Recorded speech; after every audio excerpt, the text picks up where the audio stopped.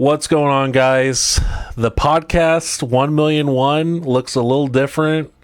We've got no time to explain on here, and we're thinking he's going to be a more frequent guest or a permanent guest, co-host, if you will. So we're adding him today. He's a lot. Right. He's a lot smarter than I am, so it's a very big boost to the podcast. So he's going to bring a lot of good looks like into the Yu-Gi-Oh TCG world. He doesn't like Pokemon, which is very strange, but we'll forgive him for it. Well, let's clarify that. It's okay. not that I don't like Pokemon. I just have happily retired from Pokemon. There's a Retired. difference. So wait, did you have a TCG like competitive history with it? No, well, in the early stages of the game, like when it came out in, was it 95? Yes, 96. something like that. Thank you. Yeah. I'm like, I'm cross 30. These years blur to me these days, because now everything I loved is making me feel old, because Right. it's old at this point. Right. But yes, early on when the TCG first started, yes. Then I just fell off when Yu-Gi-Oh came out, because Yu-Gi-Oh became the more competitive game. And so from that point on, I haven't been in the scene, but I'm still a knowledgeable Pokemon person. I'm just happily retired. Oh, I've noticed that. You know a lot about a lot of stuff, like in all the Lorcana scene, the Yu-Gi-Oh scene, and like just a minute ago, you knew who Deoxys was. So, Hey, I'm a weeb and a nerd at heart, so it kind of helps. Major props. All right, well, today we have a lot to talk about. We're going to try to keep these episodes to start right around like 20-30 minutes or so. But, I mean, we usually ramble for quite some time, so it could give different looks. But I'm glad to have you on. I'm glad to have you committed to maybe doing a lot more. It's really awesome. What have you been up to lately? Tell everybody what you've been up to. Oh, man. Well, it's officially the new year, so happy new year to everybody. So Right. I've kind of got a couple of my little side projects, goals, aspirations, and dreams going on. I'm getting to get back in my fitness stuff in check, getting a lot of my cards organized, because unfortunately, due to me pulling a lot of cardboard, all of that stuff's kind of gotten out of hand. So I had to organize it between stuff that I'm using and stuff that I'm selling, and getting all that other jazz. Getting my binders together, preparing for the new sets that comes out in 3 weeks. So there's just a litany of things that are going on in King Zeph's world. So yeah. For the listeners, Supreme Darkness comes out in your official tournament stores January 22nd. But well, listen, I might be getting my days mixed up, but last I checked, the official release was on the 23rd. Okay. Which means OTS stores would get it 2 days early, which would be the 21st. And sometimes it's kind of different, I've noticed. Like sometimes they'll sneak it in there even earlier, right? I feel like I've gone there sometimes and they're like, "Oh yeah, we've already got it. Like we'll just give it to you." Like, you know. So it's a little different. So I am wrong. You're right. It is the 22nd. That OTS. So I'm getting my days off by a day, which is fine. Okay. That's all good. Official launch everywhere else is the 24th, which is a Friday. But there is a premiere event going on. So for the core sets, they will occasionally do a premiere set, and which means the OTS stores will have a tournament where you get like a special edition ultra rare and a play mat for the set, and it usually comes out the week prior. So for the stores that are doing premiere events, the weekend of the 18th should be when those premiere events are going on, which means you can get your booster box early. Nice. Yeah, I mean, I've never really participated in one of those. I do a lot of the Pokemon TCG. The Yu-Gi-Oh's new to me. I am learning, but I do know a lot about the mats because I've bought in way too many of them. The mats are so cool, dude. Like I know the Pokemon does them like in some like sealed products. They'll give out mats, but Yu-Gi-Oh has them cornered on that because Yu-Gi-Oh throws out the sickest mats ever. Like, and a lot of those tournament ones, it's kind of like an interesting research on its own because some of the tournament mats, like the regionals mats and all those, they go for like over $100, $200, $300, like, depending which one you get. So and those are the best mats because they do sell mats every couple of sets. So I think the last map that they officially released was the 25th anniversary one where they had Yugi and Kaiba on it. The next one that should be coming out, I think, in March will be the Jaden and Yubel play mat. So like the play mats that you can just buy in like Target and Walmart and stuff like that, they're okay mats, Yeah, but the, yeah. the real good ones are like the ones you get at tournaments. Yeah, Or for sure. special events like the Comic-Con convention, like the Magia mat that you have, that's a high Yeah, quality mat yeah. to most Dude, other ones. my friend really hooked me up on that. Shout out to oh my gosh, I'm forgetting his name already. Oh God, I'll put it. Listen, he is my friend. We're good friends. It's just the first pod. I'm nervous. I'm really, but I'll throw his name on the screen. We'll give him a shout out. But anyway, he hits me up on Instagram, and man, he was going to get me one of the mats from Comic-Con, and they sold out like 2 days in a row. And so he hits me up and they're like, yeah, they have like a couple of them online right now. So he shoots me a link. I was like the last one to get one of them at like MSRP. So he really clutched it up for me, and I really appreciate it. I don't appreciate myself for getting his name, but he's an online friend of mine. I'm just blanking. But anyways. And you're still getting past your New Year's drunk, so you'll be fine. Right. I'm pulling out my phone. I this is bothering me. I'm gonna get it for him because we gotta shout him out. He's just like, put you on the spot so bad. It's like, let me find this man's name. Yeah, I might as well before I hurt somebody's feelings. You know what I'm saying? He's like, I feel guilty, or I'm embarrassed. K Dragon, that's right. K Dragon. Okay. K Dragon, shout out to you for getting me this Magia mat hookup. I really appreciate it. But anyway, yeah, the mats are great, and really the cards have been great. And you said that the newest set's really working with the new competitive format. Yeah, actually, Crossover Breakers, which came out, what was it, the second week of December? It was right before Christmas. Let me actually get that exact date for this. December 6th is when it came out. So the very first Friday in December is when that came out. It's meta breaking, and it's funny because all of us, well, when they announced it to us for the US, because side note, in case anybody knows, basically we foresee shifts in the meta and cards coming from basically how things are going on in Japan. So in the OCG territory. So currently, Malice and Razio are the top two archetypes, or the top two decks in the OCG, and they are, as of right now, the top decks in the TCG as well. So, fortunately for us, at the moment, those decks are nowhere near full power yet, because a lot of the other utility cards that are coming out in the future, whether it's in Supreme Darkness or Maze of Masters, I don't know if anything comes out in Allegiance Insight, so it should be those two sets. Will make those decks even more powerful.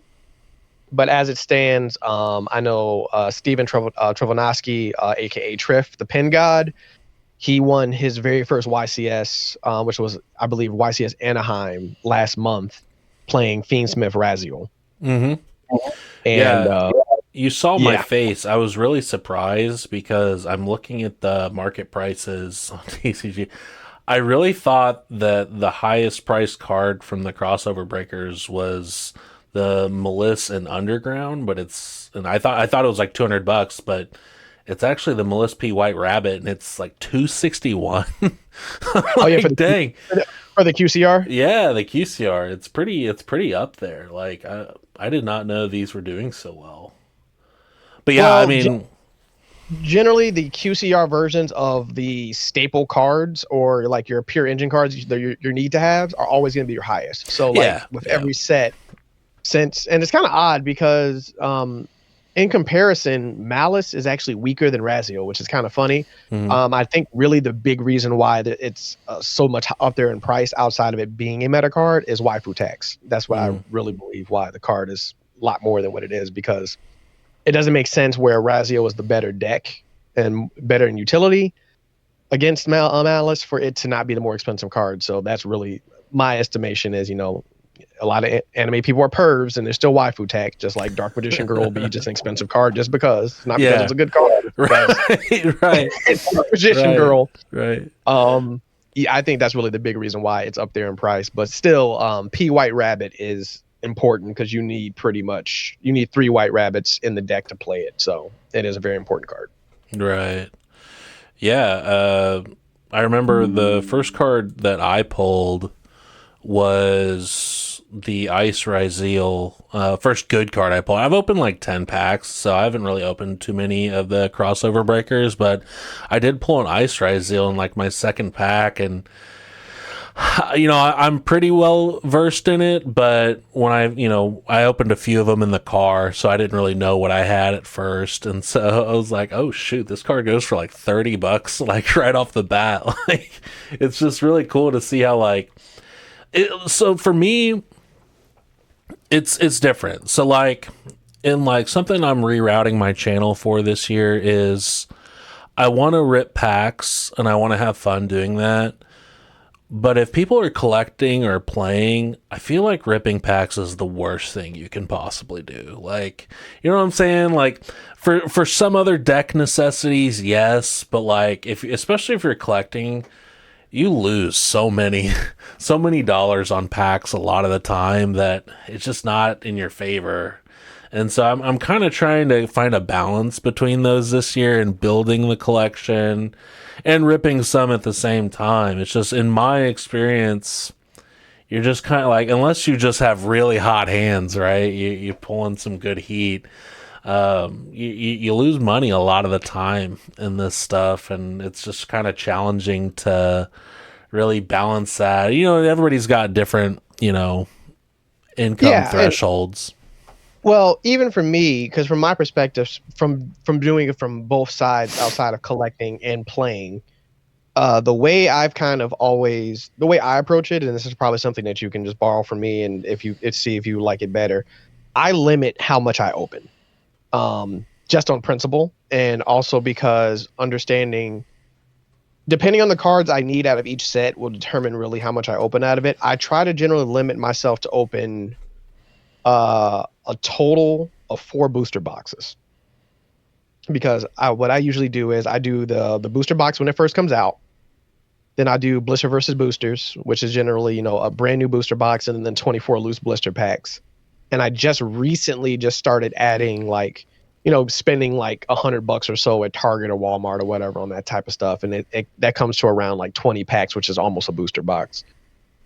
That's generally where I kind of sit at it, and then I buy everything else that I need as a single, because ultimately you're always gonna save the most amount of money buying from singles, but the downside to it is that you got to have a healthy market of people buying and opening packs to kind of have a market on that. But it really depends on the set too, because if the cards you're really looking for aren't, let's just say, if they're not secret rares, then your odds are a little bit higher, because since you get 4 ultras in a box, you can kind of gamble it a little bit more, because each set generally only has 10 ultra rares in a set. So essentially you have a 40% chance to pull one of the ultras that you want, and crossover breakers is a little bit different because there's 10 ultras, 4 in the booster box, but 6 of the 10 of them are Raziel cards. So yeah, you had 6 that were Raziel, 3 that were Malice, and then 1 that was a Ryuji, which is the one card I'm cursed with, because I pulled that Ryuji ultra rare every single time of every pack I opened out of crossover breakers. So every booster box I bought of that, I pulled that stupid card.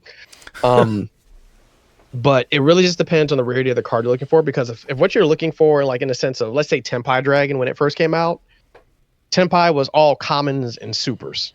So like you could just buy a bunch of loose packs and probably 9 times out of 10 get what you were looking for out of it, for the exception of just the actual Tenpai Dragon card, which was a super, but everything else was a common. So you could, let's say, just spend $100 at Target on loose blisters and probably get 3 of each of the Tenpai cards, for the exception of standard Tenpai Dragon Padra. That's pretty much it. But it really is circumstantial, and it depends on what's in the set and what card you're actually looking for. That really determines that. But to ensure that I just didn't throw a lot of money on packs, like that's what I basically did. I said, like, I'm going to limit myself to 3 to 4 booster boxes a set, and then if I don't get what I need out of those 3 or 4 booster boxes, I'll just buy the singles. That's just how I kind of handle that. I feel like that's good. to have, you know, a set pacing that you, I really like that actually, that you kind of have like a set thing that you do for each set. That's pretty cool. I've honestly never really thought about it like that. I kind of think about it more in like a moderation term, but that's way more effective. I feel like just having, you know, your set amount that you want to buy, and kind of like a tradition almost. You kind of know what you're looking. It's almost like a subscription, you know, it's kind of like the same thing. And you know exactly what you're going to spend on each set. So it's just like, if you know a booster box is going to cost you $80, if you're buying a total of 4 booster boxes, and it's like, all right, so I'm spending $320 a set. Right. So you can you can properly set a budget for that. And, you know, in my case, because I purchase, you know, from my local stores for the release, and then I buy from Hobbyville from everywhere else, like I end up saving money because but I think I spend for a booster box and 24 blisters at Hobbyville, it cost me like $176 for both. Yeah. So Hobbyville, shout out Hobbyville. You kind of gave me that connection. They're pretty sweet. But they are my saviors, and especially for buying a lot of loose packs and stuff like that. They are my favorite place. Just the downside is that sometimes you may have to wait because it's coming from Canada. Right. That's what I was thinking. Yeah, I mean, I think the main point we're trying to get at is don't like go randomly spend half your paycheck on Yu-Gi-Oh packs. No. Just all willy-nilly. It's like, you know, that's some people's tendencies, and sometimes you know, like my advice is, if you just want to open up packs, go ahead and scratch that itch, but don't, like, if you want specific cards, let's say, look, I need a deck core of Malice, just buy the singles. You'll probably spend like $150 for the core, or let's say $200 tops, and likelihood you're not going to pull the core spending $200 in packs and boxes. You're going to spend way more than that in packs and boxes to pull that core. You just buy the core outright. You just skip the middleman. You don't have to worry about the bulk. You just get what you need and you're done. Yeah, and that's the thing that gets me, because people, and that's kind of like what got me with collecting, and when I was like really into sports cards, was that people don't have like a grasp on their like spending tendencies. And so some people will think like, oh, I can't go spend $500 on one card, or $500 on this or that. And then they still encompass that spending within like 3 weeks, you know, on like separate things, right? You know, it's some people just don't get that, and it you know, it all adds up in the end. And so, kind of looking at, you know, what your purchases look like throughout, you know, a month, it's a big deal, you know, and people. It goes back to that old adage about school. They need to teach us about budgeting rather than y equals mx plus b. You know, it's kind of like teaches the things we actually need to survive. Right. Rather, you know, I need to learn how to do taxes when I'm in school. You know, I don't really. I mean, you know, you go into fields that you need certain things like that, but I feel like it's kind of lacking in some sorts of, you know, but. It is what it is. Hey, message for the day from King's F. Gambling is bad. Don't do gambling. Let's go gambling. Oh, dang it! Like, you know, it's pulling from packs is just a nicer form of gambling. Just right, dude. I've always been really risk averse, and you can probably like tell that by, you know, everything I've said today. The one place that people need to know about, and this isn't even like, this is just like a sidebar. I want to make this quick because, you know, might not have a lot of sports people that watch this podcast. It doesn't really matter, but oh my gosh, like the gambling sites offer such good deals for like first buy-ins. Like, we'll give you $100 of free gambling credits. Go ahead and but it's like, and this is bad because some people like can't resist. You know, they'll buy into it, and if they win a bet or if they lose a bet, you know, some people really can't control. They have those addictive, you know, traits that gotta keep going back in. But if you trust yourself, it's the gotcha game. That's all it is. Like it is. We make it easy for you to get in, and then you start winning, and then you get the high, and then you want to chase the high, and now you went from. Like, oh, we gave you free money and you won a little bit. Now you're in debt. Like, this is quickly how quickly switches. This is why I'm prefacing this with, if you're a responsible person, I want to say, go look at bonus bets, because me and my girlfriend Megan, we're responsible people, we like to think. And like, I want to say, so you have to, like, on most sites there's like four or five big sites, and so you have to put in like $5 to $10, and then they'll give you, like, anywhere from $100 to some go up to like $200 in bonus bets. And it's kind of crazy because, so each of us, so we did the bonus bet scheme. So you have to, like, I call it a scheme. It's just a benefit. It's a pyramid scheme. Right. Well, we did a thing where you have a $5 buy-in here, a $10 buy-in there. And we got, like, I want to say we got like $700 in free bets. And we had to put in about $50. And so we both walked out after we placed all of our bets. I want to say we walked out with like $400 each in cash, and we just cashed out and just closed the app. Like, and that's how they don't expect it to happen. They're like, oh, well, they'll come back. And I will admit, I've placed like a couple $5 bets since, but I'm still way up on that. And so I got a couple $5 parlays in the mix. Right. And so it's just like, man, like, I look back at gambling with like kind of a good experience. I was like, man, like, we had to put in $50. We got like $400 out of it. It's a pretty good deal. So I would say if you're a responsible adult, check out bonus bets, because it's kind of free money if you know what you're doing. I would just do it on football though. Don't do it on any other sports. Football is an easier sport to bet on, I feel like, but don't do it on baseball. Baseball, you'll lose all that money. You're losing $50 if you bet on baseball, because baseball's tough. It's a very unpredictable sport, but football is pretty predictable. But anyway, it's a Yu-Gi-Oh! And TCG podcast, so we'll get back into. That was just a public service announcement right there. Like, quick public service announcement. Don't listen, do this, hey, if you pocket out $350 from bonus bets, I mean, you're getting a Melissa P. White Rabbit. You still have enough for a Melissa P.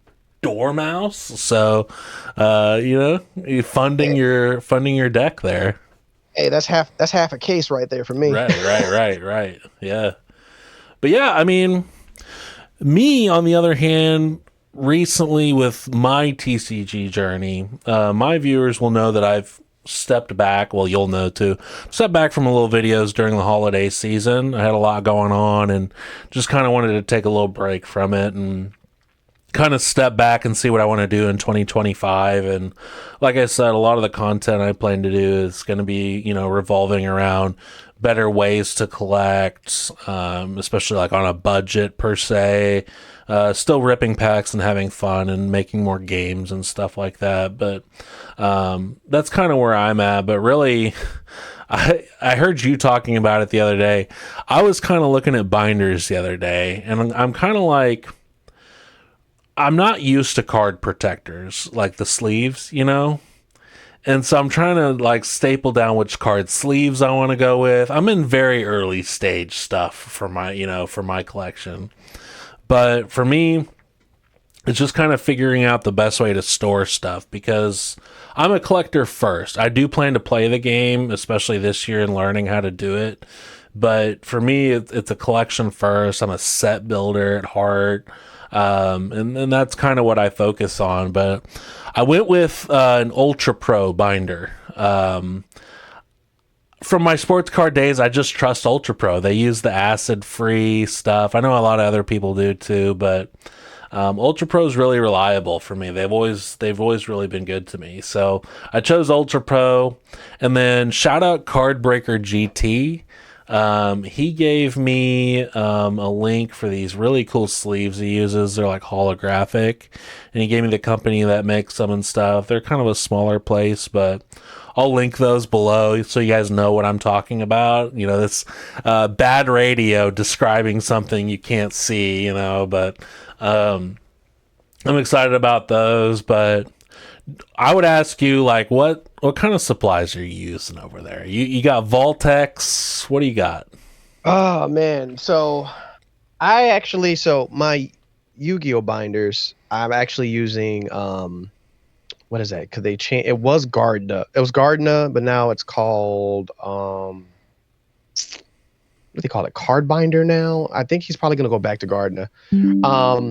I basically get the binder from Strictly Sealed. He's a well-renowned collector. I get a lot of some of my advice from him, but he actually makes some binders.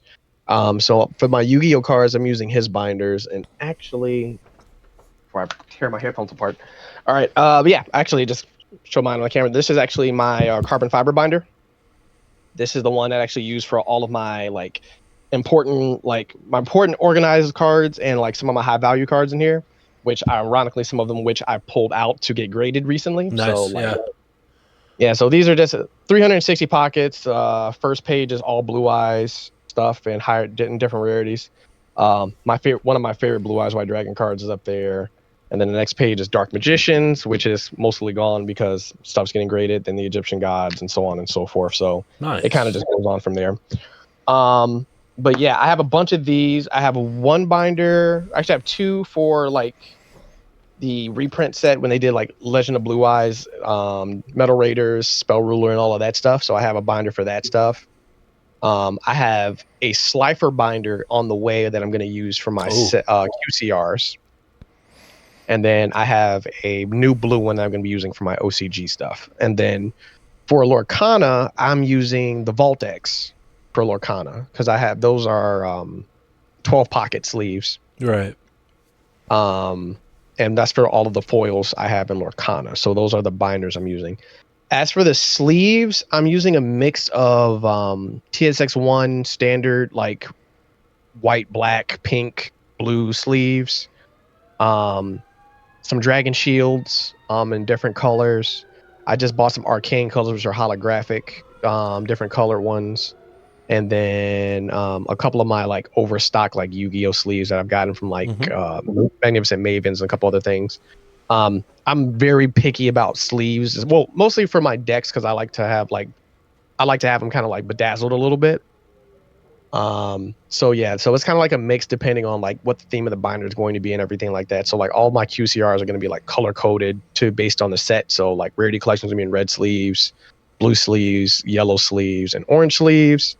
The tins are going to be like in black sleeves and a bunch of other stuff. So I'm all over the place with those. So I got them in different assortments of colors. It's a lot of inventory though. You kind of got to be all over the place. You know what I'm saying? You kind of got it like that. I mean, you kind of, we see it. I want my stuff to be pretty. Yeah. Sidebar on what you just said, and something I want people to answer in the comments. We don't have just a clickbait. Dude, what's your favorite card in the comments? We have a good question for the viewers in the comments. And this is for you as well. Rank the Egyptian god cards in coolness. We're just going to coolness factor. And obviously, you can tie in sentimentality into this as well. Mine is simple because it's actually the order of which they appeared. So Obelisk is the coolest. Wow. Okay. Cypher's the second coolest, and Ra's the third. Okay. So, Obelisk just has that. Obelisk looks like a god. For sure. Very giant, very huge, giant wings, huge muscles, devastating look. He looks scary. He looks like a deity. And for his full name to be Obelisk the Tormentor, is like if I saw that thing outside, I'm like, we're dead. Yeah. Well, it's also like almost the biggest one too, right? I mean, just from the original anime itself, I mean, that one was so scary, like big time. Like in mass, he's the largest. In like length, Slifer is bigger, but like just in terms of like overall mass size, right. So with that, for me, mine's a little different. I go Slifer 1. Mm-hmm. I go Raw 2, and I go Obelisk 3. Listen, put the chicken second. It's sort of tough because I like all of them almost the same, and I know that's a cop out almost. The Egyptian gods are like my favorite. Like when I think of Yu-Gi-Oh and like my glory days with it, the movie was so sick with the Pyramid of Light and stuff like The first that. movie. Man, I mean, that's my bread and butter. Like, obviously, I like Blue Eyes and all those other mainstream ones from the original anime, but like, man, the Egyptian gods were just different. It just hit different. It really did. And so, this is something special to me, and I really honor the list you gave. And the reason being for mine, Slifer was always my number one. I really liked Slifer the Sky Dragon. Just as a kid and now, I just think visually appealing. I think it's the best one. The Winged Dragon of Ra.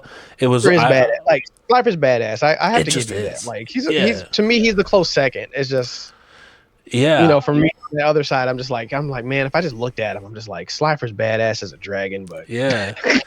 Obelisk, you were spot on with the Obelisk take. It's the most menacing for sure. And then the Winged Dragon of Ra, I always slept on it as a kid. And after watching the OG anime again, the second time through, you just realize it's the most powerful one of them all.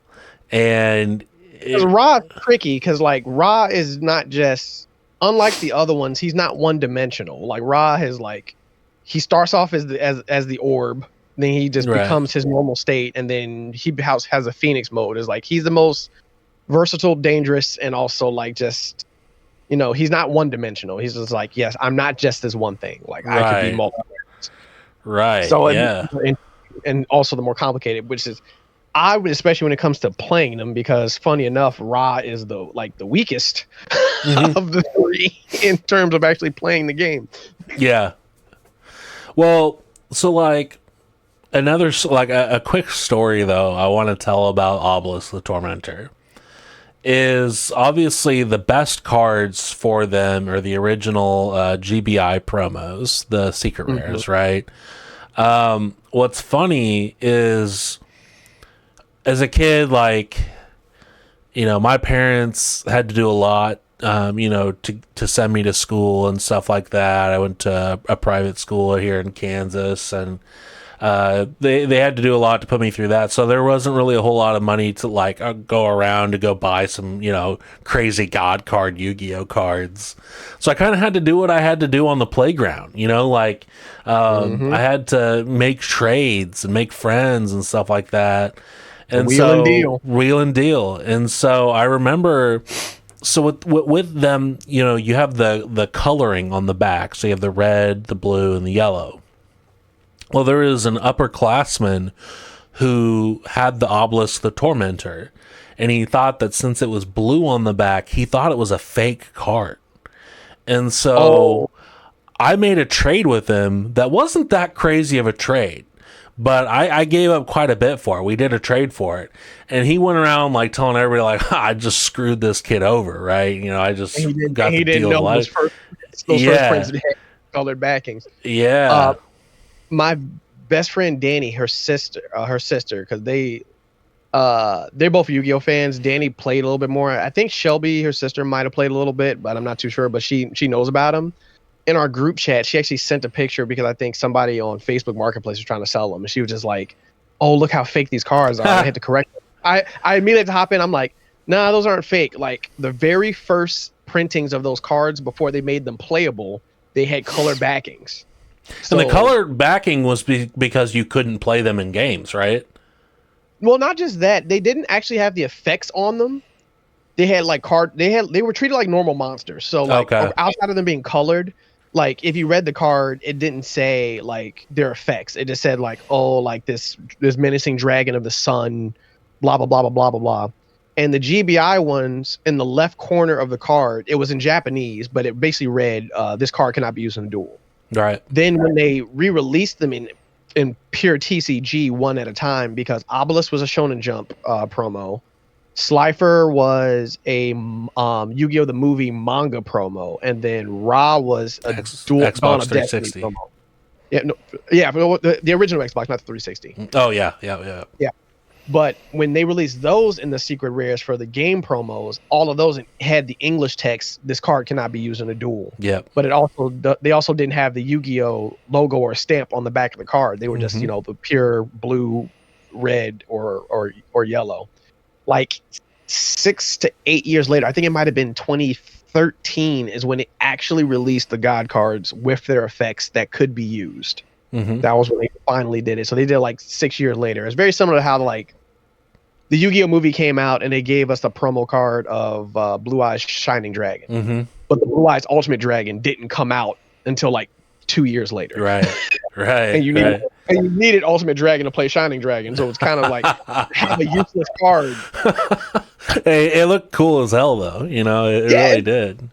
It was great, but it's just like, I want to play this card. And so the only way you could play it is if you had like a bootleg Blue Eyes Ultimate Dragon. That was the only way you could do it. You gotta print it. I remember back in the day, there was a site called Toy Wiz, and Toy Wiz, and they people would print with their home printers Yu-Gi-Oh cards to play on the playground, and they would just tape them over legit cards to play them, and it was good old proxies. Yeah, I did that. Counterfeit. Because I think there were some. I think the Black Luster Soldier Envoy of the Beginning wasn't out at the time when I had it, so I had printed it out because that was when I was looking at other things.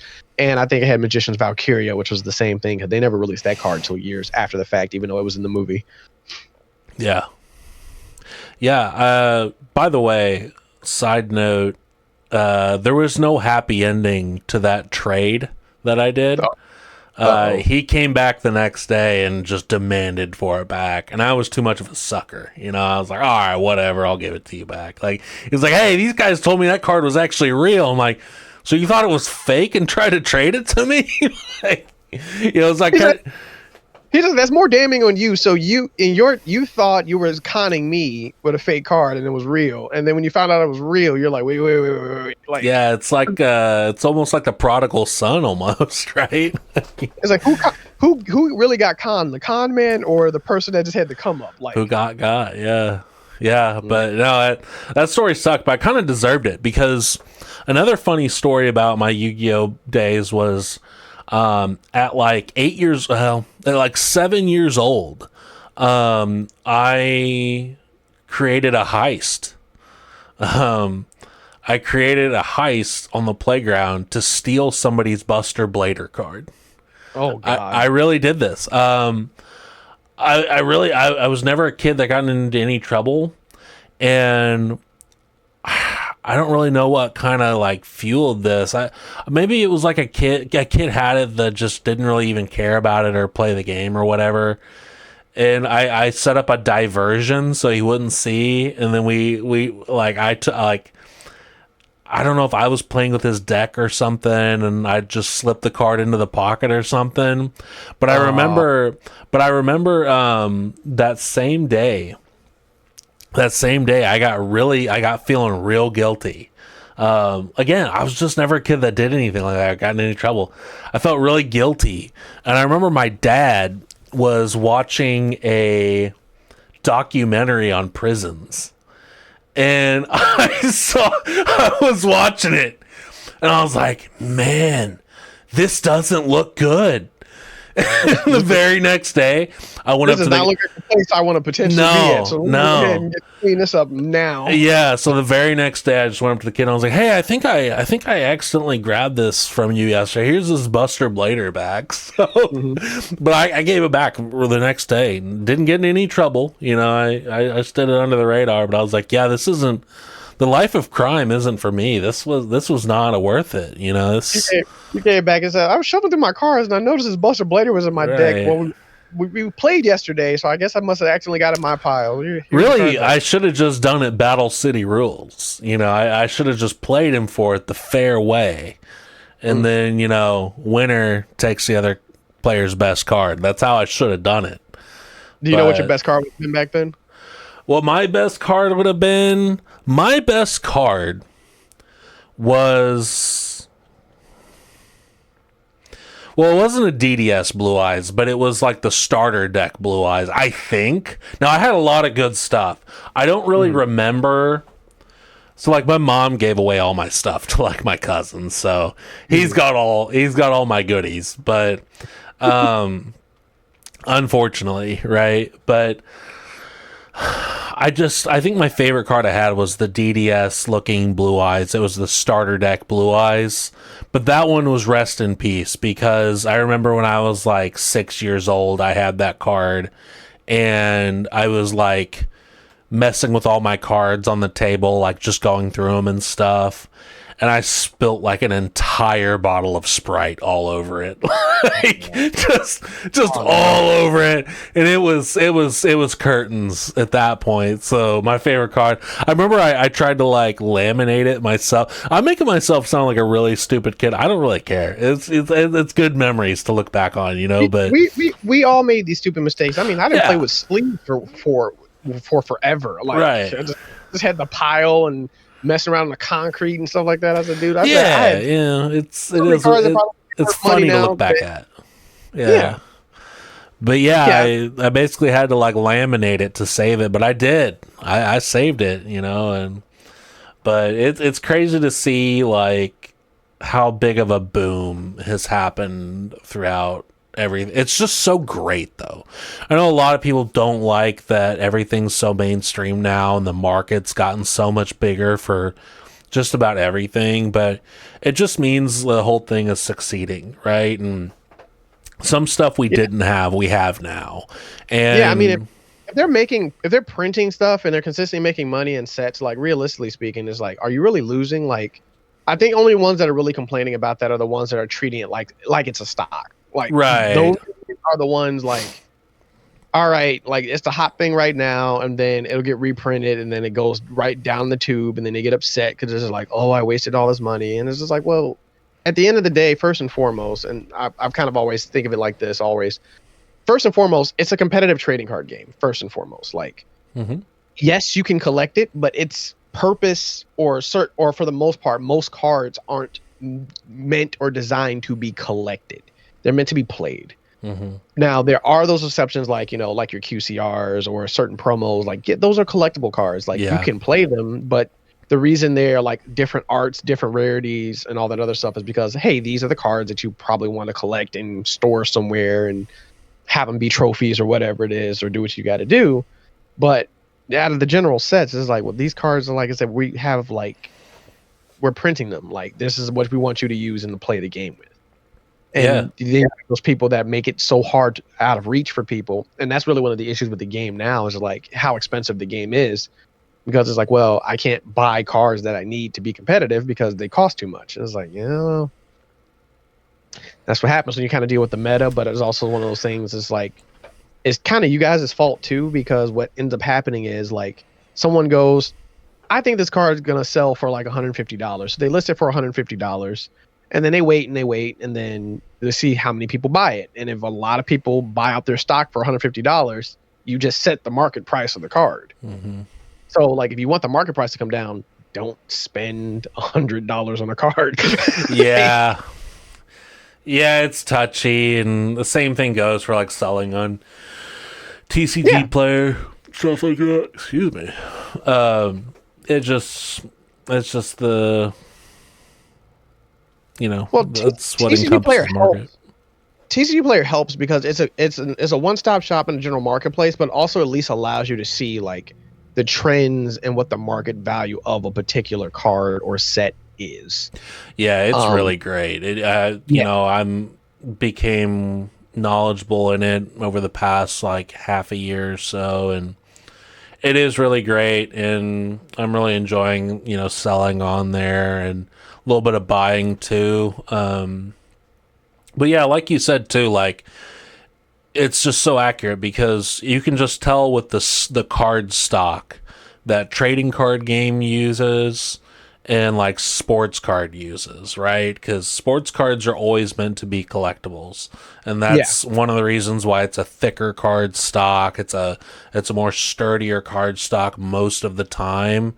When TCG, they're dealing with such a bigger base that's mainly meant to games, so you have thinner card stock, more flimsier card stock. Honestly, better printing, if you want to go there, but just a whole different realm. And there's a lot of ways I want those two to cross. I being from the sports card world, I really wish Yu-Gi-Oh and Pokemon would do serial numbered cards. I know it'll never happen, maybe, but serial numbered cards, where they have print runs where it's like this card is numbered to 75 copies, or sometimes gets all the way down to /5 or 1 of 1. I just think, man, Magic the Gathering did it, with that One Ring card where it's a 1 of 1 card. And they dip their toe in, and I would love to see Yu-Gi-Oh or Pokemon do it, or like say like a premium collectible piece, right? I mean, I guess Yu-Gi-Oh does it with their like those metal cards now, right? The metal promo cards, like they did the metal Egyptian god cards and stuff. Kind sort of. So they with them they some of the products that we got are stuff that they released in the OCG years ago. So like it's like they finally gave us the English version of it. Right. And stuff that's just like, hey, they want to also have like their own collectible stuff. So they treat certain things like the Kybercore briefcase as a collectible item. Like that the slab with the 3 blue eyes white dragons is meant to be as a collectible. I don't think that one's serialized because those were in the TCG stake, they were shipped to order. They were made to order. So they said like, hey, you have until this date to purchase it, and after this date you can't buy it anymore. And basically how many orders they got is how many they made. And of course the metal cards, they're becoming more serialized. So they have the stainless steel ones, and now they have some of the platinum series ones. The platinum series ones are like, I know that, think the last one they made was Dark Magician was the last platinum card they made. The other one was Blue Eyes. Yep.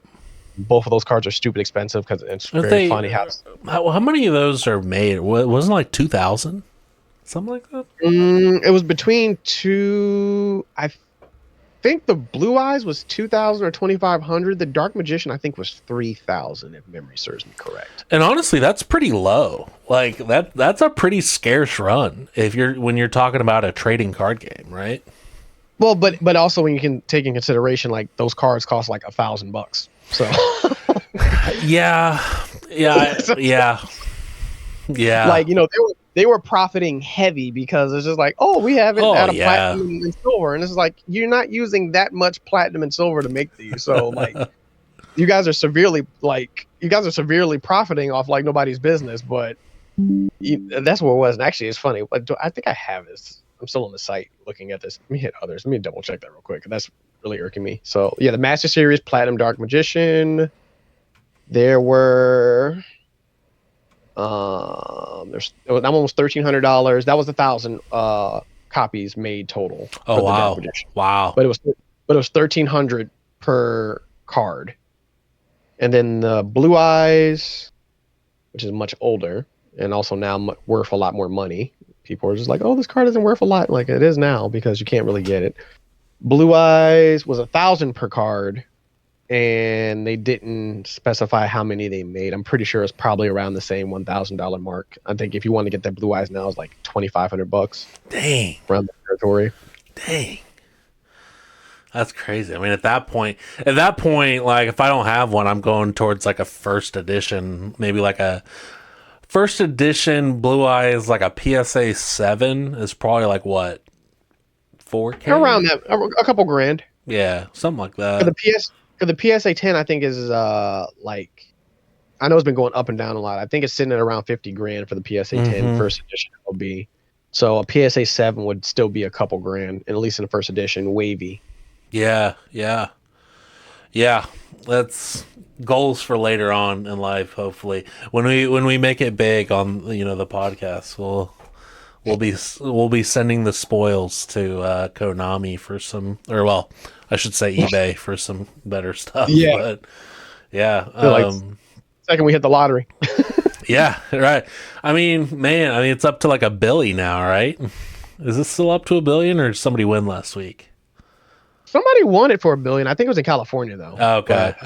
Yeah, I saw it had reached like $1 billion. I also forgot that lotteries are by state, so I know here in Kansas it's at $1 billion still. I'm pretty sure, but I think it's probably 100% through state, but I thought the Mega Millions was like nationwide or something. Like that. Was it? I don't.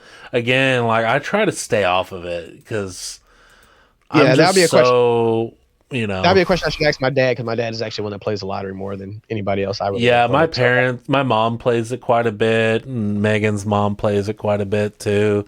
But yeah, it's people say it's a terrible investment. I wouldn't say it's a terrible investment, right? Because I mean, well, it is a terrible investment, but $3 here and then is pretty decent to try and yeah, just those odds are just so horrible because there's so many numbers. Well, it's always a fun thing to imagine like what your first move would be if you win it. Me and Megan were talking about it the other day. She was like, "Oh, I would buy this. I'd buy this."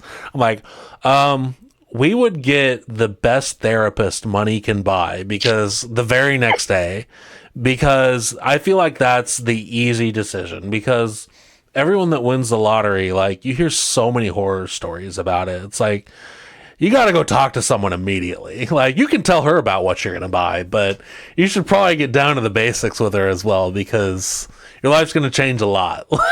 Dude, I'm paying off all my debt. I'm taking a chunk of it and putting it into some form of investment so I can keep making money, and then I will probably splurge at least $10 million of that billion on Right. just useless. And the average 12-year-old that's watching this is like, I'm going to go buy some Feastables and I'm gonna I like my cheese drippy too, Logan Paul. Then I'm gonna buy some Hawk Tua coin, Oh and God, then a Lambo. No, I still can't it's. believe that woman got big just to turn out and scam everybody. I mean, it was just the most I don't know a hilarious whole lot. I don't know a whole lot about it, but It's a stereotypical crypto scam. It's like, oh, I made a token, and then a lot of people invested a stupid amount of money on it, and then it instantly crashed because she cashed out on it, like when it yeah. hit its peak, but it was worthless. I So think they had someone like that. I finally watched Squid Game 2 over the weekend. You seen Squid Game? oh yeah, I just binge watched season 2 literally yesterday. Dude, I did too. I could not put it down. I could not put it down. I watched the whole entire thing in one day. I could not stop. That was an epic season. Yeah, And fortunately, it was 7 episodes, so I was like, okay, I can get through this. yeah, and I think they said the next one's the season 3 is going to be a little bit quicker. I think it's going to be this year that it comes out. So Yeah, the second half is coming out this year. It's like they split season 2 into 2 parts. right. Yeah, dude, so good, so good. And I have trouble watching dubs. I'm a really slow reader, and like I always think about the Daniel Tosh stand up one time. He goes, people will tell me I'm a bad test taker. So you mean you're stupid? Like, no, it's like I'm a slow reader. So you mean you're stupid? Like, no, but I'm a slow reader. So I don't do the subtitles on dubs. I usually just do the dub. So, Yeah, it's honestly pretty easy to follow along. Like the dubs usually give me headaches, but I feel like this season they dubbed it better, and man, was it good. Like I'm excited for the third part. that one thing will get me exiled from the anime community. I'm a dub watcher 100% because I can't focus on action and read at the same time. Yeah, I feel as if reading books and watching TV are two different things. And it's supposed to be an experience where you're not supposed to exert yourself. And so honestly, like if I would have watched the final fight scene in the entertainment district in Demon Slayer in Japanese while that fight was going on, I probably would have my eyes would have turned. yeah, you wouldn't be able to see ever again. Yeah. I'd be cockeyed because I'm just like, there's so much going on. I gotta read. Like, no, I'm not doing Yeah. that. So, like that is the one thing that'll get me in trouble in the anime community. But I'm not ashamed to admit it. Like, look, you guys can talk all you want about the English actors. I don't care. I'm not that deep into it. Yeah. Do I get entertainment from the anime? Do I like it? Yes or no. As simple as that. I don't care about all that other small stuff. Yeah. Willen is back because I know you're talking about the serialized cards. Because I thought Pokemon had a few serialized cards for the tournament circuit, or at least like the big tournaments. I might be mistaken, but I know technically yes. I think the every year. Like like the Worlds or something like that has like a serialized card. It's not Right. super. Well, first It's like place, second place, and third place each get a respective card for each year. So technically, yeah, those would be serialized. But mainly, what I'm talking about is serial numbered sets. And man, if you had yeah, serial numbered Pokemon sets, man, that would be very expensive. Oh yeah. my gosh, it would just be instant where they would be the secondhand market would be making so much money. But there's Yeah, because caveats to it, you know. Lorcana's doing that because the top, was it top 4 or is it top 8? It's either one of those two. In the challenges, there's a serialized Mickey Mouse card. It's all gold and it's actually I've numbered. seen that. So Yeah, I've seen that. Yeah, it's really yeah, cool. that's their prize card, and I know that they've been the Yu-Gi-Oh community has been clamoring for better prizing at YCSs, and it's got The air it's fryers are getting old. well that and people are tired of winning Nintendo Switches. But they did change the pricing up a little bit more because like now they give you like some uncut sheets. They upgraded from the Switch to the Steam Deck, Mm-hmm. and a couple other things. Um, People are like, and I kind of hope that they actually take this advice. It's like one of those things is like, imagine like you had a full cover art or a unique art Dark Magician card or Blue Eyes card, or it was serialized. So not only did it symbolize that you won a YCS, but it's like it's one of those flagship cards that everybody knows from Yu-Gi-Oh that people are going to want to love and have, but then you have a special version of it that shows that you're also a YCS champion. Mm, So like you just have a unique art, whether, well, unfortunately Takahashi's gone, unfortunately, so he yeah. can't do it. But it would have been one of those things that a lot of people are kind of clamoring for, or like I don't know if you've seen any of the Rush Duel cards where they have their over Rush rares that are Yeah. just full art Yu-Gi-Oh cards, like something like that as a prize card. And that way is like you only get it like maybe like the top, like just like Lorcana, let me like the top 4 or top 8 players get it. Yeah. So it shows that you're a top tier player at that point in time, and it'll make it a lot more worth it because then those cards will be like, yeah, like if you want it, it's gonna cost you like 10 grand, as opposed to the prize card that you get currently, which is just like it's a cool art normal monster, but it's it's whatever. It Mm-hmm. doesn't really do anything. Or they give you the prize cards. I don't know if you've seen in the other the World Championship prize cards, but Yeah. none of them can be used in a duel because their Yeah. stipulation is if you kill your opponent with it, you win the match, not win the Mm-hmm. duel. Yeah, man, that would be so cool though if you got like champion level cards where you just throw them out and you play them on your opponent. You know, like it's like former champ and stuff. That would be so sick. It's also if I was Jesse Cotton, Yeah. because Yeah. he actually went to one of his locals and used all the Yu-Gi-Oh championship cards that he had. Really. He made a deck. He made a deck out of it. He basically made a Primite deck since most of the cards are like normal monsters. Mm-hmm. He made a Primite deck and used all of the championship cards that he had accumulated in one and brought it to his locals. That's And it was crazy. I'm like, that is the worst flex because this is like I'm literally playing like a $50,000 deck just because of just because of just the amount of prize cards he had. I was just like, well, I mean, there's not a bigger flex than that. I still haven't gotten bold enough to like walk into my locals with my Kyber Core briefcase and crack that bitch open. With a bunch of I'm like, I kind of want to do that, but at the same time, I have to know that I'm like the king at my locals to do that. Yeah. Like, I can't go to locals and flex like that and then lose. And Like, get washed. Yeah.